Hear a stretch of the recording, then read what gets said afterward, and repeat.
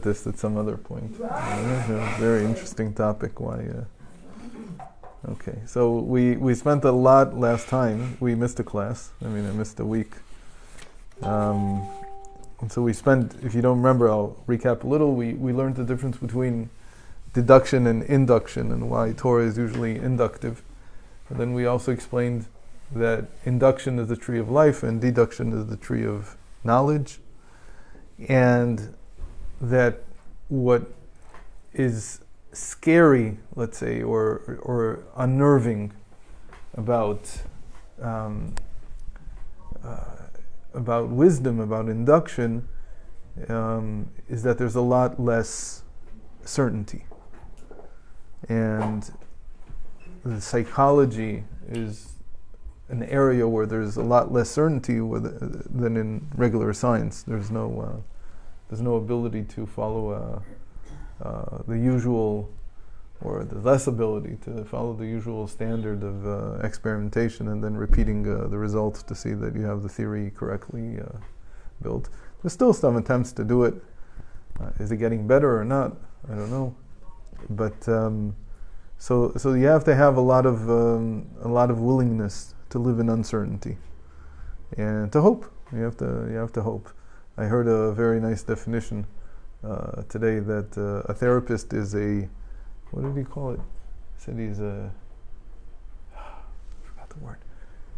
He's like an agent of hope. It's like you're selling hope. Something That's for people to grab onto right. that they still can right. do. Not just that. You're right. It's not just that it's going to be. It's not just that I have hope. It's that there's definitely there's definitely light at the end of the tunnel. So not just that I have hope, but you have to. Okay. Can you tell me who's on the Zoom? Just Dvorah. Just Devorah. Kravitz.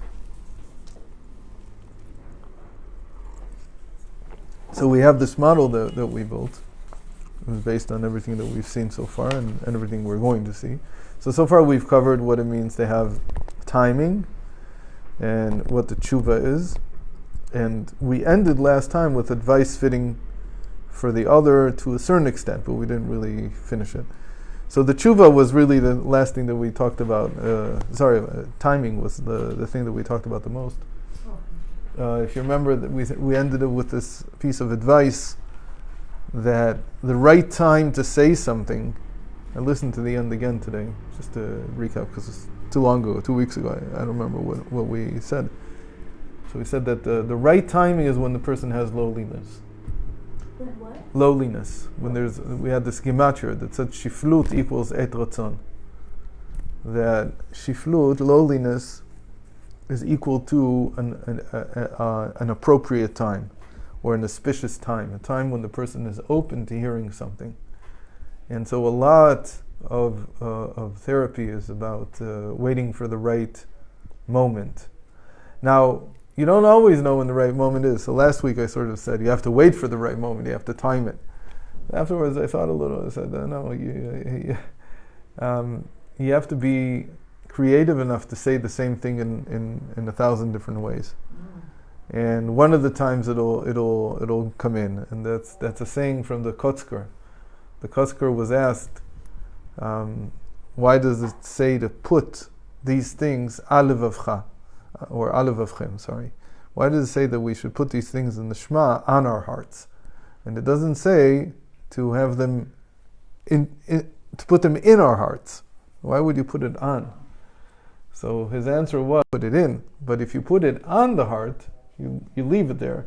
I'm just going to put it here. And in which there is, again, this auspicious time, and the person's heart opens, it'll fall in. It'll suddenly. So that really depends on hearing it enough times in different ways, so that when the right moment comes, then it's able to really be heard and perhaps even integrated. So that's in terms of timing. Then we said that the knowledge of the maven, and remember we called this the maven because we said that Moshe Rabbeinu couldn't find people who were mevinim. He only found people that were chachamim or yaduim, wise or knowledgeable, but he couldn't find those who were understanding or comprehensive. So, in the knowledge of this maven, this person who Moshe would have wanted to have appointed as a judge, who's also a therapist, also a psychologist, is that you have to find advice that is good for the other person, not for you. That's very, very difficult. That's really a tricky thing when you think about it.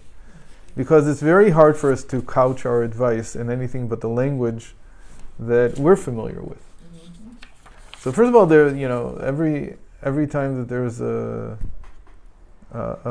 therapeutic connection, there's some kind of shidduch going on, right? Because it has to fit, and the person has to fit with the client. Otherwise, it's not going to work.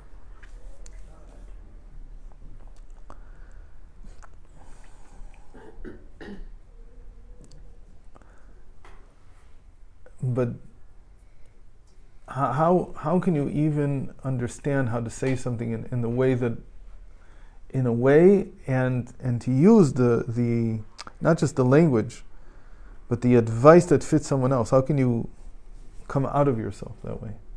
How do you do that? How do you how are you even able to do that? So here, and this is why it's connected to dat, to knowledge, we have to assume that creation is in God's image. And one of the principles that the Rambam writes about God is that he knows all of creation from himself. This is a very big topic. What exactly does he mean in philosophy? But psychologically, it means that if I'm coming in contact with someone, then there's some of that person is in me, meaning really what I'm doing, I would like to believe that I'm coming in contact with the person who's in front of me, the other, but there's an unbridgeable gap, right? Because I can't really connect to the other person. How can I connect to them? Do you know of a way that I can really understand another person? Levinas is based on this idea that there's an unbridgeable gap. There's an infinite gap between me and everyone else. So I have to be able to relate to them. If I'm going to be able to say something that fits them and not me, I'm going to have to find them inside me. I mean, it's not a cop-out. It's not like b'di'evid, as we say. It's al-chatchila, because this is how the world is structured. The world is structured in such a way that every encounter that we have, it's supposed to resonate something inside of us. It's not necessarily that we can know what's on the outside. This is the whole problem since Kant, that we can't know anything but the phenomenon. We can't know anything but what we see. And what we see is really how it reflects on us and how it resonates with us. We can't. The Baal Shem Tov tried to solve this. It's not that he didn't try to solve this. And we've talked about it on some occasions. It's called the Yichud Ira Nora. That when Yaakov woke up from his dream and he experienced awe, he experienced fear in that place. So he said, how terrible is this place? Or how awful, meaning how inspiring is this place? What was he doing there? He was teaching us that, look, if you want to reconnect the subject with the object, if you want to connect what you're experiencing with what there is outside, so you have to just have, in a certain sense, feel that you have fear of heaven. It's not by mistake that was the feeling that he felt. Understand, he's connecting his experience, which is subjective, with an objective statement about this place that he slept in. And that's called the Yichud Ira Nora. It's called the unification of the experience and the objective. So he said it was a scary place or an awesome place? Awe-inspiring. Awe-inspiring. Yeah, I shouldn't use fear.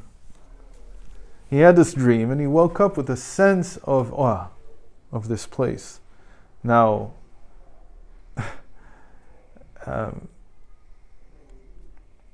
that verse is like, from the modern perspective, is 2,000 years too early. 3,000 years too early. So the dream has something to do with it? Or Well, he woke up with this feeling.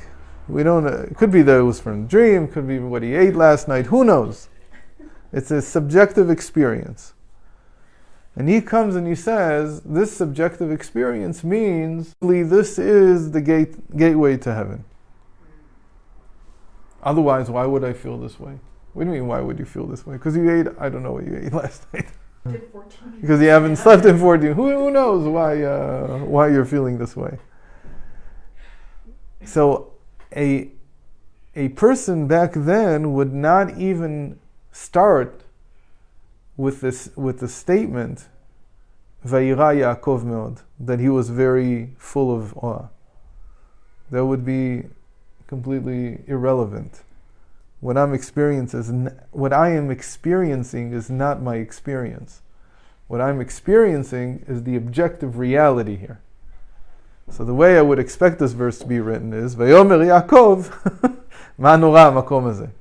And if you want to figure it out why, it's your problem. It's not his problem. Okay, give me the two ways again. I'm not. You can say it. What's subjective and what's objective? The fact that the Torah shares Yaakov's subjective experience. Vayira Yaakov meod. Yaakov was very full of awe. Okay, And therefore he said, how awful or how awe-inspiring is this place? And what would you say the other way to say it would be? He would just say, how awe-inspiring is this place? And you can figure out by yourself that he's in awe. It doesn't have to tell us the first part. I would understand it anyway. Right. So why does the Torah go to this length of telling me how he felt subjectively, and then revealing this statement, which is saying the same thing basically, but just blaming the objective reality? Because, says the Baal Shem Tov, there's a unification here of the subject and the object. And this is an inductive example. You have to do induction now. You have to say that we are like God in that sense, that we know reality from ourselves. There is a connection between the objective reality and our subjective state. They're not two different things entirely. Okay, I keep thinking about Niagara Falls. Okay. Everyone that goes to Niagara Falls has Wow. an awe-inspiring Right, experience. right. Wow. Okay, so how does that fit in? This is, you could go anywhere. So now imagine somebody would come to Niagara Falls and say, oh, you know the famous joke about the guy who brings somebody to Texas.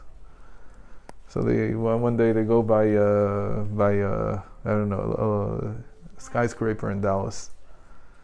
And so the guy says, wow, this is an incredible building. How long did it take to build? Nothing. It wasn't here yesterday. Okay. Then they go, where do they go? They went to see... I don't know the joke. So yeah, it's not so famous. It's from the 80s. So, and then they went to see, it's about Texas. They'll take a joke about Texas. In the end, they see the Rio Grande, when there was still a Rio Grande. Like if you go today, there's nothing. But back then, when it was a real river. So they go by it, and he says, because everything, the guy tried to show that Texas is huge. You know, everything here is big. We don't look at it. Nothing impresses us. So you see the Rio Grande, and he says, "Oh, somebody's radiator must be leaking." Yeah. Right, a little bit. Somebody might come to the Niagara Falls and say, "Oh, somebody's radiator in Toronto is leaking." Okay. What's his problem? I don't know what his problem is. If he doesn't get it, he doesn't get it. Because here you're assuming there's an objective reality that's causing the subjective experience. To 99% of the people. Sure. Right. But now, that's like something that you can't miss. But now you can ask, okay, you come to the Kotel. Is there an experience or not an experience? Does this wall actually do something for you or not? Well, it depends on a lot of things. Right. Some people have an experience and some people don't have an experience, right? Okay. So there's a divorce, there's a gap in the modern person between, this happened basically in the early 18th century, and Kant was the first one to document it philosophically. And there was a divorce, a dissonance between experience and subjective feeling. These are two different things. Sorry, I didn't say it right. Between experience and objective reality. Okay? Your experience can be different. They could align and they could not align. We could argue about it, and some people will agree that this is what the objective reality is saying. Some people would not agree. And we can't prove either way. And in the end, we're left with a world, an inner world, which is what psychology is so much about, that has been taken or snatched out of reality. And now you have to deal with people's subjective experiences. And you have to... That's basic. Okay. Yaakov there is saying in the Torah that there is a way to unify the two, so that you can know whether you're having just a subjective fantasy and it's got nothing to do with objective experience, or whether you're not. Okay, at least that's what the Torah is claiming. Okay? Because the Torah is claiming in the end that what do we do in this place? We built the base of Mikdash there. Right? We said this is the gateway of heaven, but you have to understand this is all coming from Yaakov's, at that moment, subjective experience. There's nothing there. There's no sign yet that says future location of the base of Mikdash. Right? Nothing like that. Theoretically, Yaakov could know, maybe, but obviously he doesn't, that this was the spot on which Avram brought Isaac for the Akedah. And he could theoretically maybe know that this was the spot from where Adam was created. Theoretically. And he theoretically could know that this was where Adam built the first altar, and where Cain and Abel had their altar. But he doesn't. It doesn't seem that that's what he's aware of. He's not aware of any of these things. He's saying, because of my subjective experience, I know that this is an awe-inspiring place. Objectively, this is the Niagara Falls of spirituality. And this is the future home of God. And so he brings a stone and he anoints oil on it and says, this is, now I'm putting a signpost. The signpost says, this is going to be the house of God. So says the Baal Shem Tov that this is the unification of the subject and the object. Again, the Baal Shem Tov is about, I don't know, it's probably he said this about the same time that Kant wrote it. The Kant said, we have no choice but to sever the connection between the experience and objective reality, between the subject and the object. We have no way of knowing that anything that we're experiencing is actually true out there. It's really out there. Maybe it's not. Maybe it's all fantasy.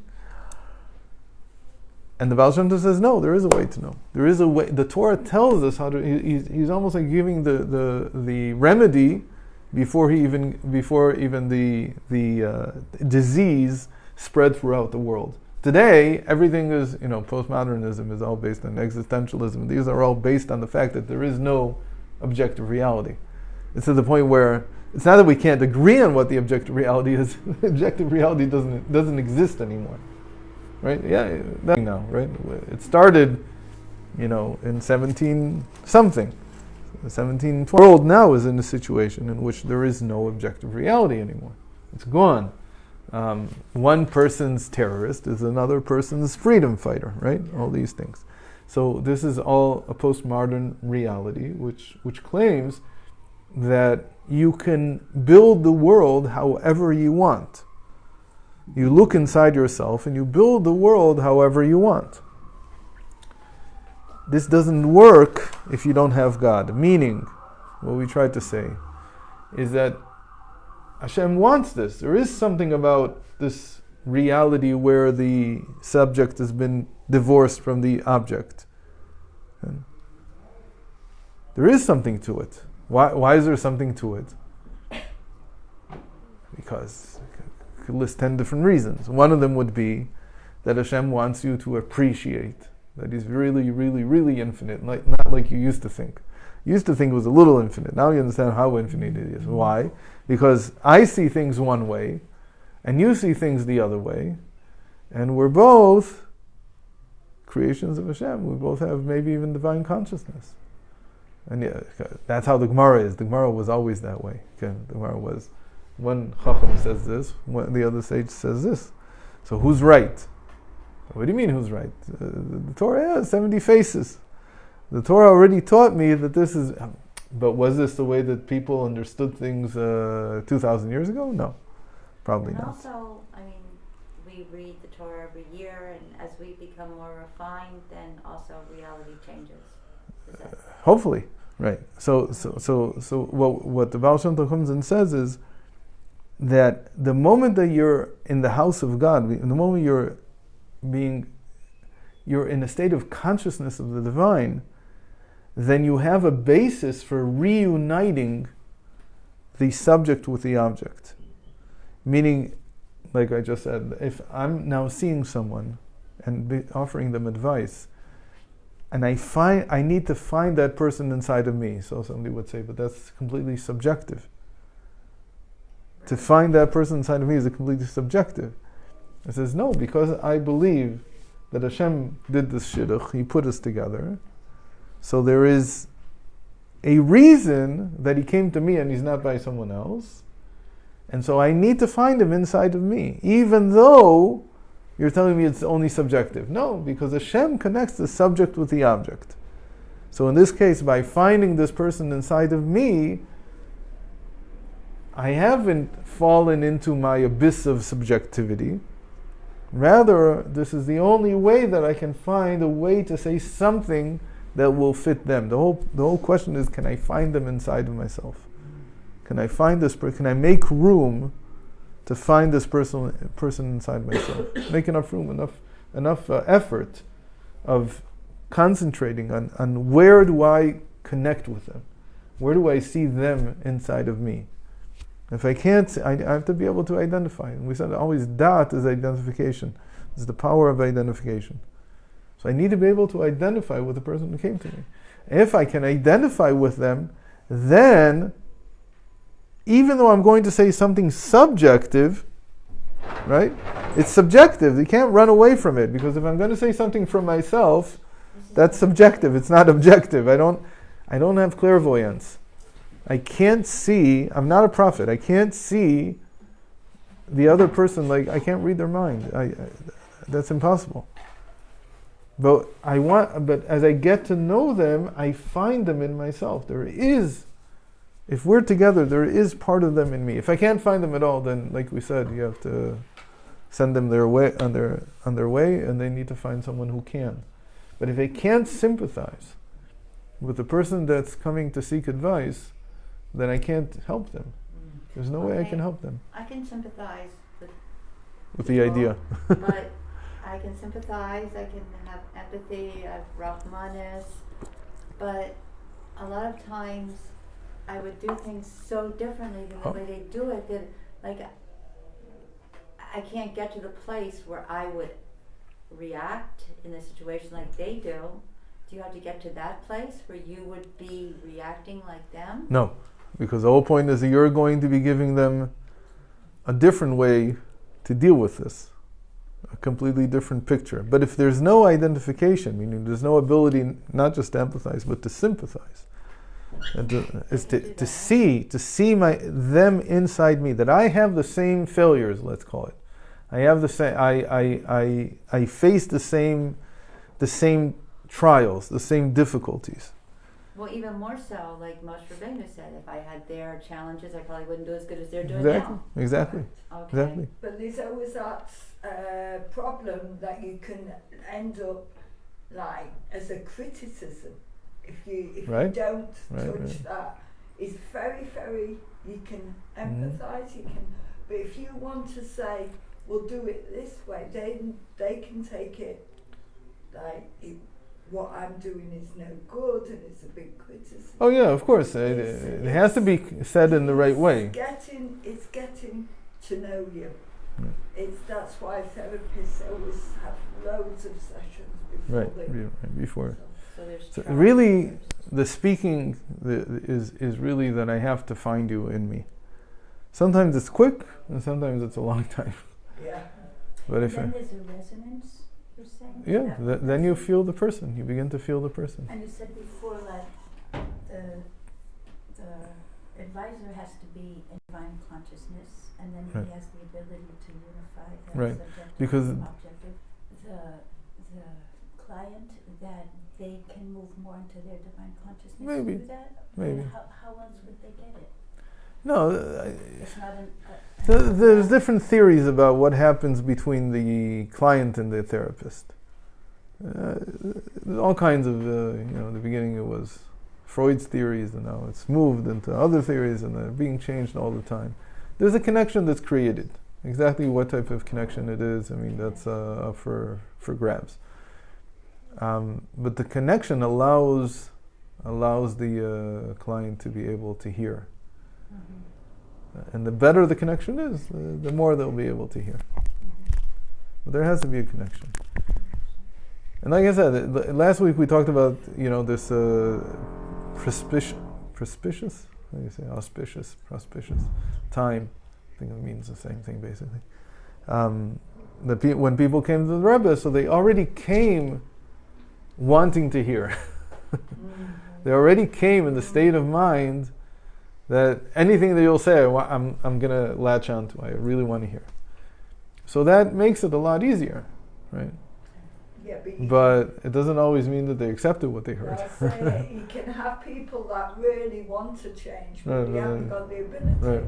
It's just maintenance after that. So the Rebbe has, or the advisor has to have the quality of being able to give advice that fits the other person, and to do that, you have to find the other person inside of you. You have to experience yourself what they're experiencing. If you can't experience it, then you don't understand them. You won't be able to find a way out.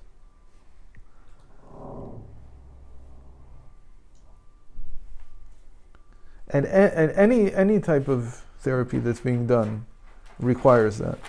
You have to be able to picture what are they going through. And the best therapists are the ones who actually are so sensitive that they build whole theories based on what they just experienced. It's like stepping outside of yourself, but you're really not stepping outside of yourself. That's what we're saying. It's like Hashem knowing everything from knowing himself. It doesn't have to step out because there's nowhere to step out to. But he knows it all from himself. It's not that you created this. Again, it's not that we're saying you're Hashem. You're just connecting to Hashem in that sense. You're saying that if Hashem guided this person to come to me, so we have this ability for me to be able to find this person inside myself. The therapist has to feel that I can find them in myself. And again, we have the famous story about the necrophilia, right, and all that. And that is a tremendous example of what it means to find the other person in myself. Because Rebbe doesn't have necrophilia, but he has a type of necrophilia. And that type, that delicate example of singing a nigun one too many times is like necrophilia. It's like trying to use the dead, use something whose time has passed. It's the same thing. So if he understands that, he can see it inside himself. He can find what he would do about it, what he needs to do about it. He's going to do tshuva, and then therefore he can advise the other person about what he needs to do in his terms, because his necrophilia is a little bit worse than not much, right? Then, saying facetiously, than just singing a nigun one too many times. Okay. The next part is shidduchim, basically, and that's what we have here in the chagat, in the emotional attributes.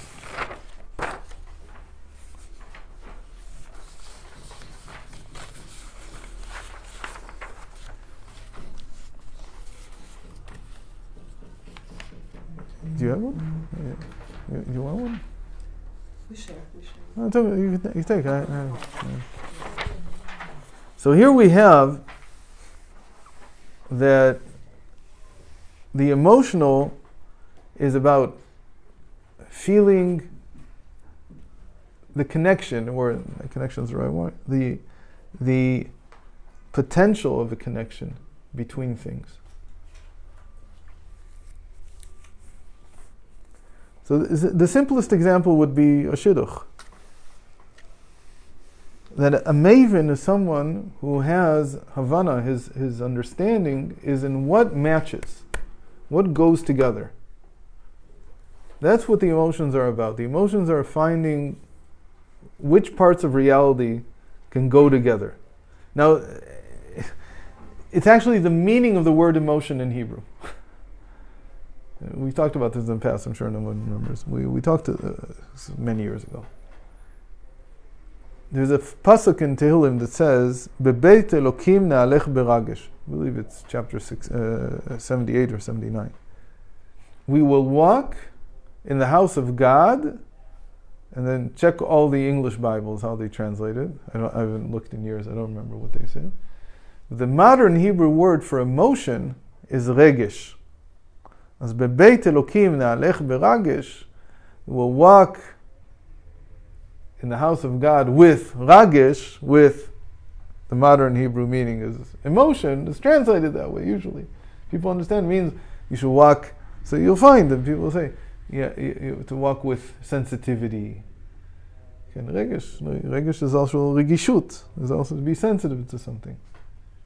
But that's not what the word means at all. It's not entirely a modern meaning. It has some basis in the medieval understanding of Hebrew. It was developed that way, and there is some basis to it in Tanakh, but not very much. Ragesh does not mean emotion. Ragesh means together.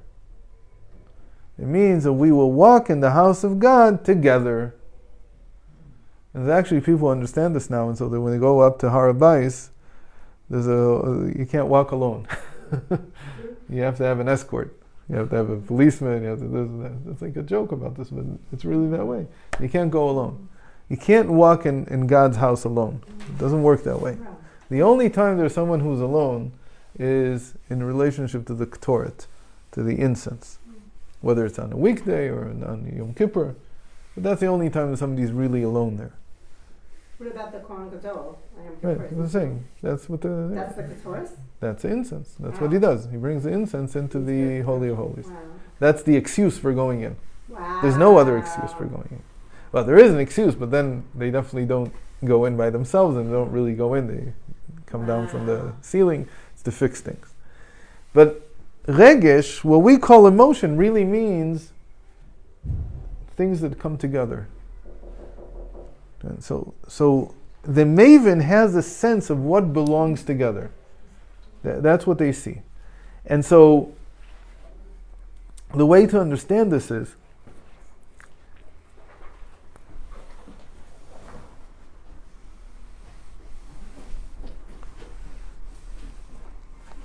that it's a sense of, it's like you're sensitive to heat. Things that come together, they're warm to each other. You know, two things are cold, they can't join. You can't fuse anything together with cold. It doesn't work. Let's try it. Okay, cold doesn't connect anything. It's sort of like the joke about dry cleaning, right? Dry hardly gets anything dirty. You're telling me it cleans something? It doesn't clean anything, right? What they mean by dry cleaning is that they don't use water. They use some kind of liquid detergent which doesn't have water in it. That's the whole thing. That's why it's called dry cleaning, because there's no water in it. But it's definitely liquid, and it's and it's detergents and all these things. So cold doesn't join anything. Only heat does. Warmth. So to be sensitive to things that belong together is to be sensitive to heat. That's really what the emotions are about. The emotional aspects of Bina here, we're all talking about Bina, the maven, the person who understands, right? That Moshe couldn't find. So it's a person who understands what goes together. So what could be something he understands goes together? So let's say if we're talking about a judge, so he sees this piece of property that they're disputing. Who does it go together with? He feels like this is where it belongs. It doesn't belong here, it belongs there. It's in the wrong place. I have to move it from here to there. Now you can understand why this would be very problematic for people if somebody would judge this way. So on Purim I had a chance to talk to a judge, because this has really bothered me, all these things. So I asked him, I gave him the introduction. I was shikr, so I don't know how much he understood from what I was saying, but I think he understood well because he gave a very interesting answer. I said to him, one of the things I learned last week is that Moshe Rabbeinu wanted judges who were also mavens. And he said, and the main thing is that to be a maven, you have to be a psychologist. So he's already retired. So I asked him, so what did you do when you had to judge someone? And you're not a psychologist, are you? So, and you have no, maybe you do. Okay, can you read minds? What do you do? So he told me something I didn't know. He said, I never judge a case. Nobody ever judges a case, at least theoretically in this country. I don't know how it is in other places. Until they get I guess it's not every case, but it seemed like it was the ones where there's a person's life is at stake or whatever, until they get a full review, a full psychological and sociological review of the litigants. He says before they start the case, they know more about the people than they know about the case. Wow. I didn't know this. He says, and it has to happen. They have to receive a full psychological review of the person and where they are in life and what's going on with them and so on. And he says, for me, he said, that was always the most important part of every trial. What's a psychological review? What does that mean? An assessment. Who does the assessment? Yeah, I don't think they do. I mean, I've heard from Alila. I don't know, that's what he said. Is this just, what kind of court is this? He was in Mechozi. That's like it's not Shalom, it's not the lowest level. Okay. It's a level that, no, not a religious court. He's a religious guy, but he's not in What level, for so it's a second level. He was in the second level court. Uh-huh. So it's like what you would call in America a circuit court. Uh-huh. It's not the That's what he's being sorry to say, what? but I'm not trying to deny, but that would have to take every case you do and subject people, and even would they approve, like that, I don't think that happens, they don't. That's what he said. Is this people knowing that this is happening, or? So I was so surprised because I never heard of it before. Uh-huh. But he said I don't start these. Oh, how does he get it? I mean, They have their services, psychological and social services do it. uh-huh. So maybe it's up to the judge. I don't know. About having a full review of the litigants. I was very surprised. But okay. So I said, Shikoyach, I don't know what to say. Yeah. I didn't think that this was what was going on, but if it is, then it's much better than if it's not happening. Okay. So,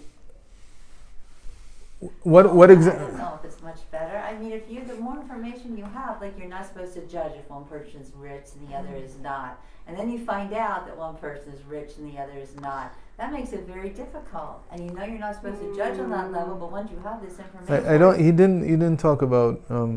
It's not a financial review. Uh-huh. He didn't mention anything about. And what kind of cases was he trying on? I don't know. I mean, I could go back and wasn't like get drunk again and go to his house and I'm saying, try if it to. was something two people fighting or whatever, then it would be psychological. If it was simply a matter of the law, then No, obviously. But that's the whole claim here, that law without an understanding of psychology is destructive. It becomes, it's like a bureaucracy. It's a machine. I mean, We don't want it to be that way. when someone's done Right? an act of It is. So you're saying that it's not. before, and the judge should know these things. If that's what they're Well, that saying. for sure. That they have to read about the history, and it all comes. It's the, He also didn't mention history. He didn't mention history either. but would it, if someone was up for armed robbery, you want to see if he's done it before. No, that they know. That they know if he's done it before. But we're not talking about that. He was talking about what kind of disposition does he have. I mean, how many friends does he have in the world? Like the type of picture that's not like references. You right. have to References, look what references. his words, Right. has What he do worked, people say about have him? people Right. got a connection Right. Right. when I've introduced people and I see this lovely guy or something for someone, friends.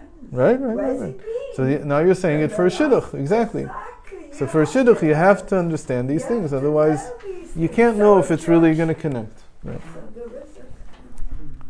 Okay, I mean, again, this is how can I say this? This is if we would take this into law, this would be very revolutionary. I thought, at least, that it's not the way that most people think about legal matters. But we're not talking about here about legal matters. We're talking about as advisors. As advisors, this is certainly it's critical. Could he become biased though? Of course. So isn't that also a problem? No. No? Because who said you're not supposed to be biased? Interesting, okay. That's the whole thing. That this belief in justice being blind, right? I'm blind to certain things, but not to the things that count. You can't be blind to everything. There are certain things that you have to know.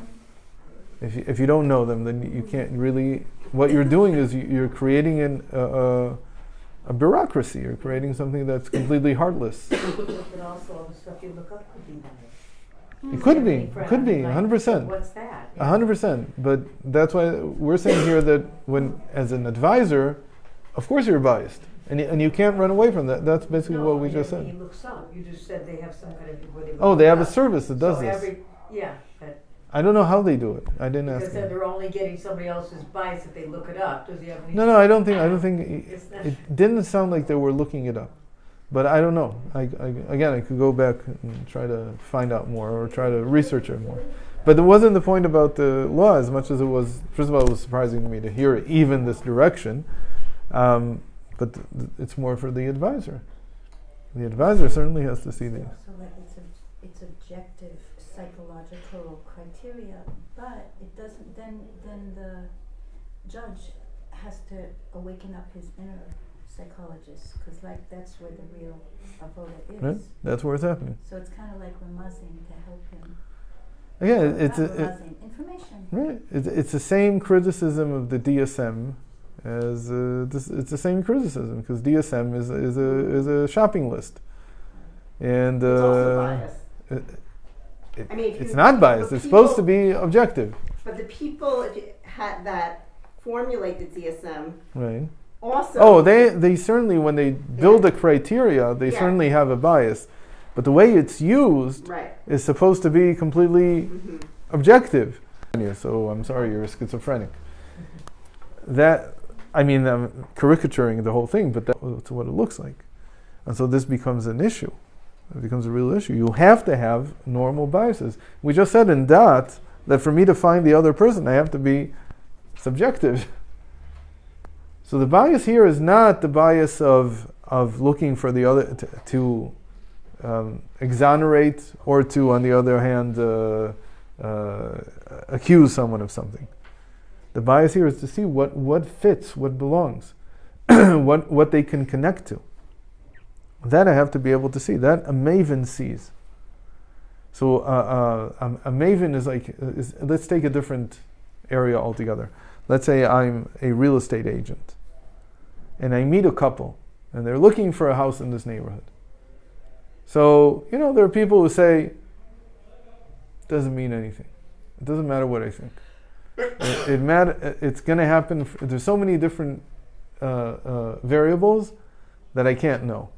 So I'm just going to show them everything. And there are people who are like, it doesn't work that way. There's a real estate agent who says, look, there's certain things that I feel that there's an attachment.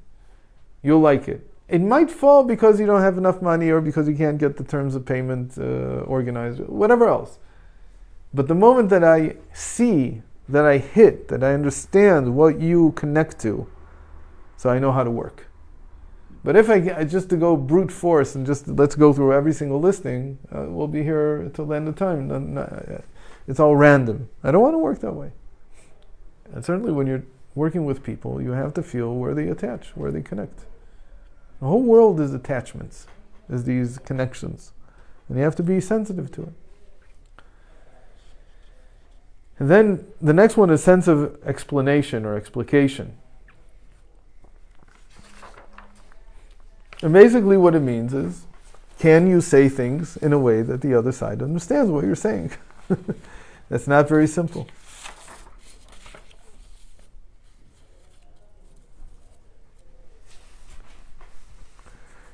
Many times Bina itself is described as the power of expansion, of explanation.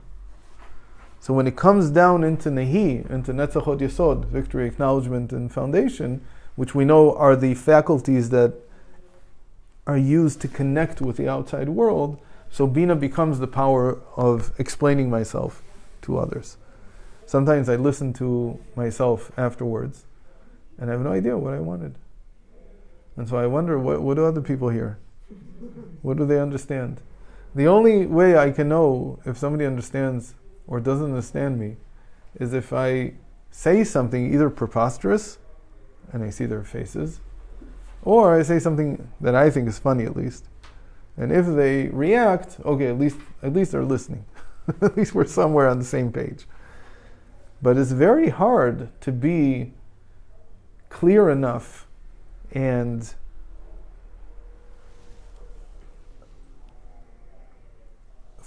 I don't know how to say it,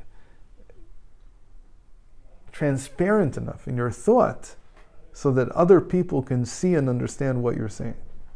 It's really tough. You have to think about a lot. How am I going to demonstrate? I once tried to remember this one, I gave a shiur somewhere in Canada, and I tried to explain, I don't even remember what I tried to explain. I tried to explain something about that everything around us is full of something, I don't know what.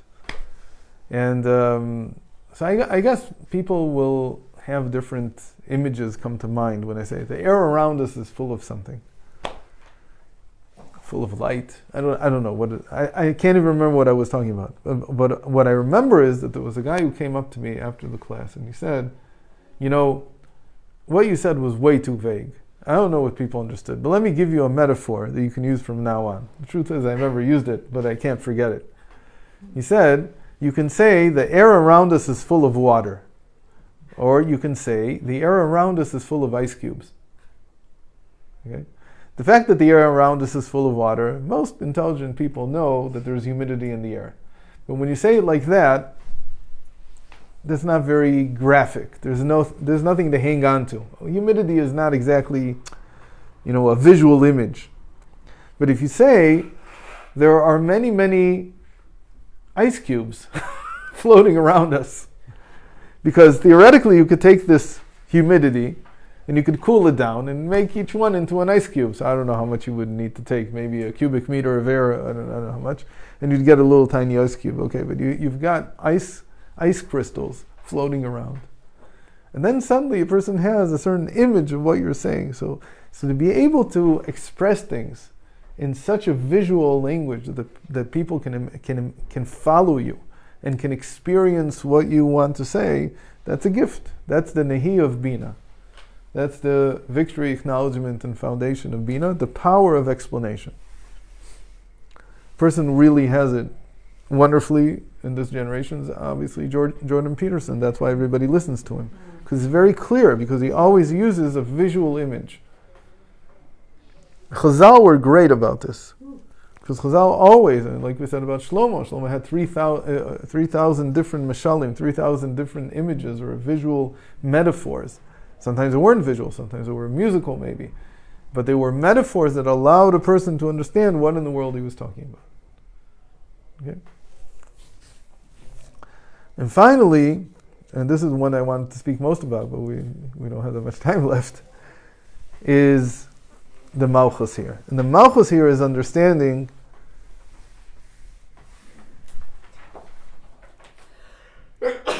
the forces at play. And the reason I wanted to talk about this most is because at 6:30 I'm supposed to give a lecture at Torat Hanefesh. They're having a conference today. You know that they have these Hebrew conferences twice a year. So I'm going to be talking, thanks to Dvorah Kravitz, about internal family systems. Wow. So I spent the last few days reading and hearing and things. And then you'll translate? for us and give it to us? I don't know. Yes. Maybe. Of course. Wait, so then connecting it to how it... So this is here. It's the same idea of understanding who's against who. So when the Rav explained this, he said, understanding who is against who, like what is the makeup of the person's environment. He was talking about the external environment. And Malchus is usually like that. You're looking at the world like it's a kingdom. Right? Malchus means kingdom. So you're looking at the kingdom, you're trying to understand almost like political forces. Who is forcing who to do what and why? What's going on here? What's the story? How are the parts connected? Who is carrying whose problem? Who's forcing the other person to have a problem that he doesn't have? And so on. All this mishigas you call politics. Okay? So to understand that, that's Bina going down into Malchus. That's the maven in terms of kingdom. So you could say that this has to do with his environment, his parents, his co-workers, his wife, his children, whoever's in a person's constellation, whoever's around them. And you want to understand what can you do about this? But it's like knowing who are the biggest mavinim in this? Who's the biggest maven in this area?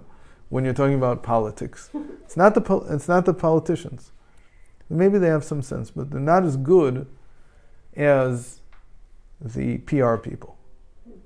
The PR people, their whole thing is to understand if we say this, who's going to be upset and who's going to accept and their whole world is always understanding these constellations, these really, really complex constellations of how the world is functioning. But the same thing that you have on the outside, you also have on the inside. It's the same thing. It's actually that why is it called internal family systems? It's a really strange name. It took me a while to figure it out. But it was a contra, it was an answer to family therapy. Family therapy understood that we can't solve the person's problems if we don't change the way that others relate to them. I mean, some of the problems are not even theirs, they're coming from somewhere else.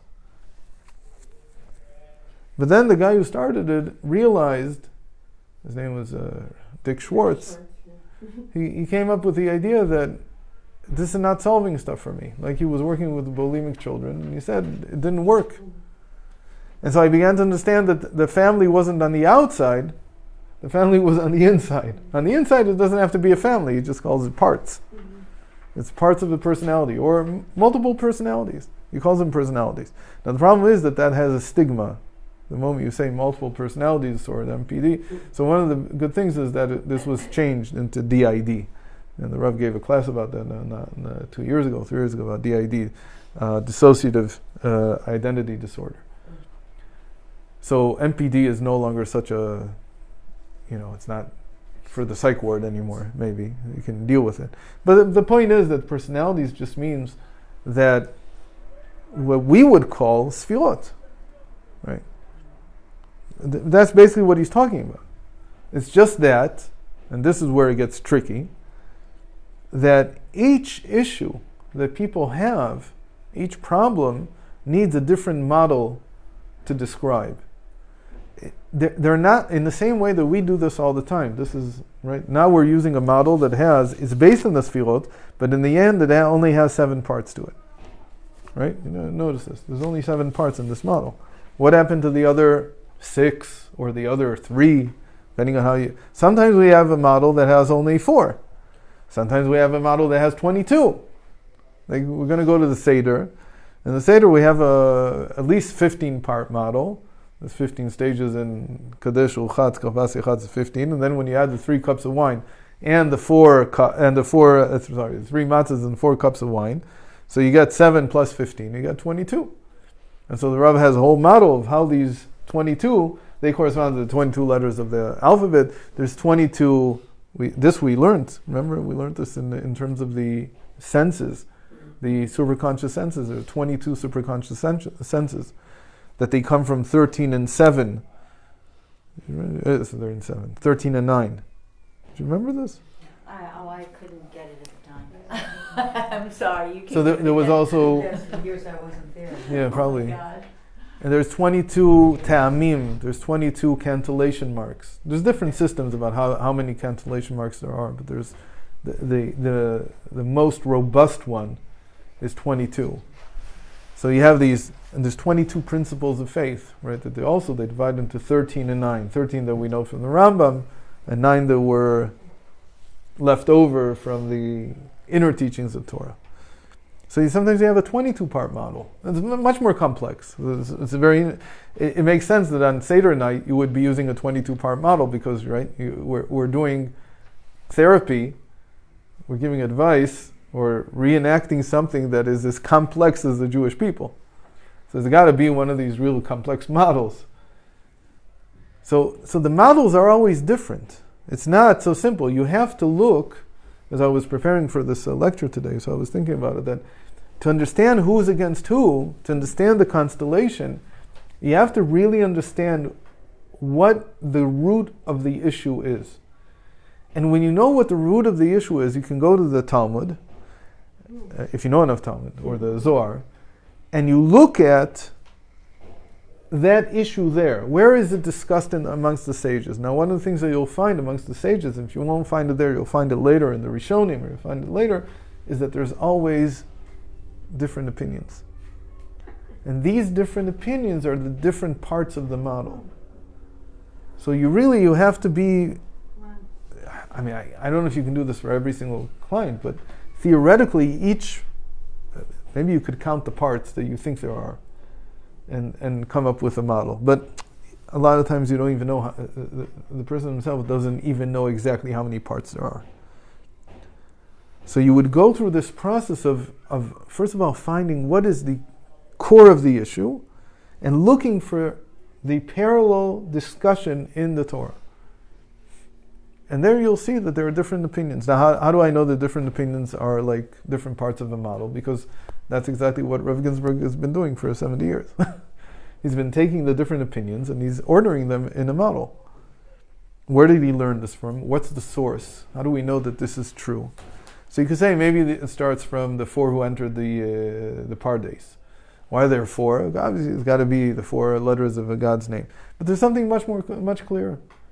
There's a place that we know for sure that these people represent the Sfirot. Where do we know this? At the beginning of the Idra Rabbah, the beginning of the Zohar called the Idra, there the Zohar itself says that this sage is this Sphira, and this sage is this Sphira. Mamish tells us. So it's not exactly in the language of the Zohar, but it's a short hop from that to defining them as representing the different Sfirot, and that the first commentaries on the Zohar already wrote it. It's a very easy conclusion to come to.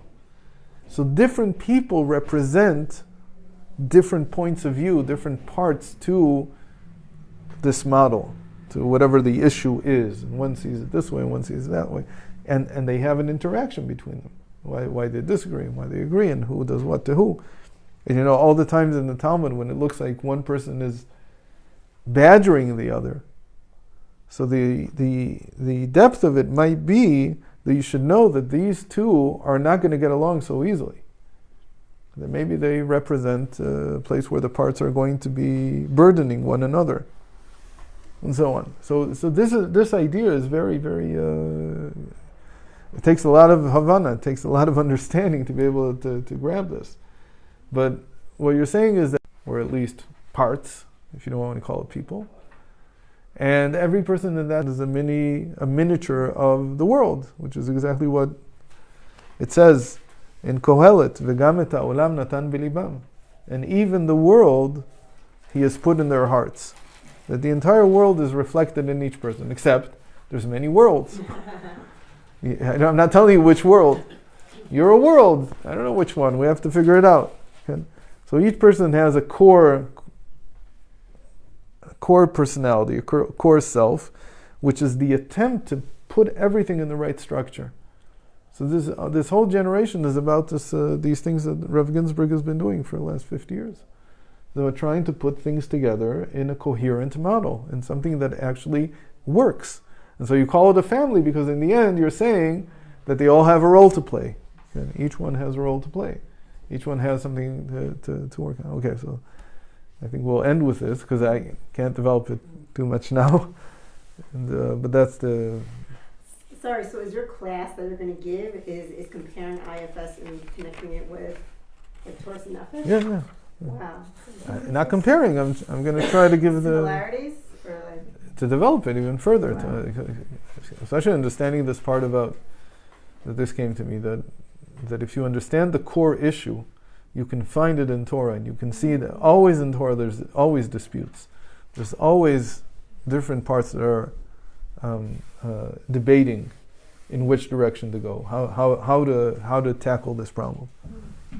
But IFS is also separating your identity, like what you think is you, to your course, like you're also your actual higher self.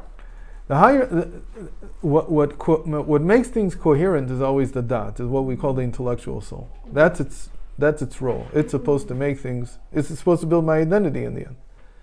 So it's not an equal part like everything else. It's the person observing the model that's trying to make sense of it. Okay.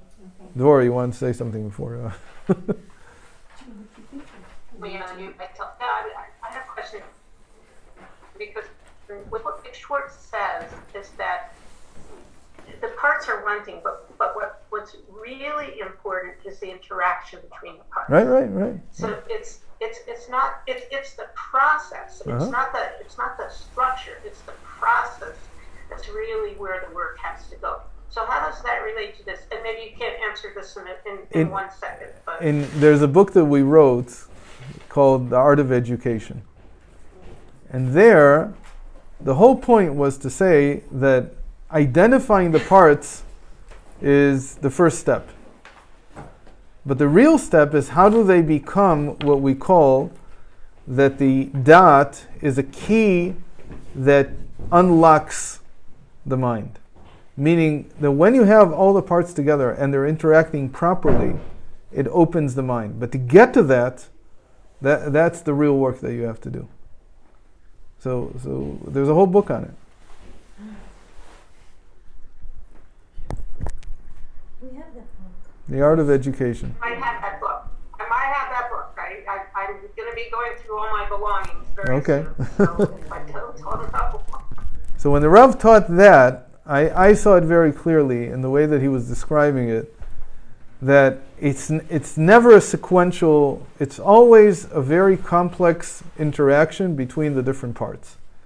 And if they're all there serving their function, suddenly something is churned in the mind, something's opened. And the person is now in some clarity, in some state of understanding themselves, of being able to identify with themselves and so on. But it's sort of like, I would say, those, in Israel it's called a multi-lock. It's these keys that have not just ridges, but they have they go in and out, like little, I don't know, I have one here. So when you look at the pieces here, I don't know if you can see it, but there's pieces that go in and out. So when you insert it into the lock, these pieces, they're designed on the key to only go a certain length in or out. So when they go in, they'll either be able to turn their lock or not. But they all have to be aligned, and they all have to be the right depth and working together. If they're not working together, you can't open the lock. It just won't do anything. And so I agree that the hardest part of a partzuf is not ordering it. The hardest part of a model is having it in your head at the same time and being able to see all the pieces functioning together. That's the hardest part. It's also the hardest part of therapy when it comes to this type, right? But again, the whole idea here was to understand who's working against who. It's to understand the whole model, to understand the whole operation around this person and in this person. And until you don't see all the forces that are functioning together, you can't understand how to help them, how to advise. Who is against who? We call it who is against who, but what we mean is who is interacting with who, and he calls it burdening, but it doesn't matter. It's any kind of interaction. Any kind of interaction that that's... sort of assumes that the interaction can be detrimental. Right, it is, most of the time. But it could be harmonious. It could be, it's supposed to become harmonious. Right, that's Right. the goal. Right. But till you get there. Right. there's a lot To of get them to work together, that's the